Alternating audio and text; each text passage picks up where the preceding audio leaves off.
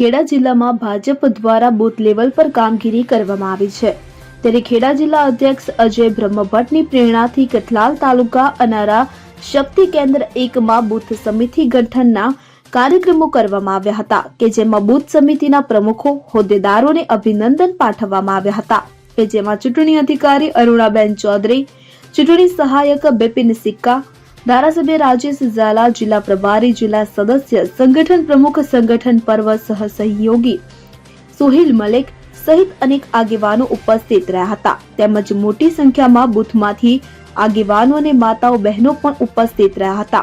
ધારાસભ્ય રાજેશ ઝાલા તેમજ અરુણાબેન ચૌધરી સહિતના પદાધિકારીઓએ સર્વે હોદ્દેદારોને સંબોધન કરીને બિરદાવ્યા હતા।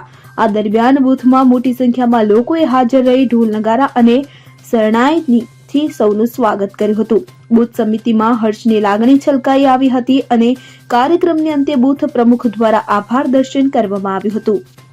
Bureau report CN24 news.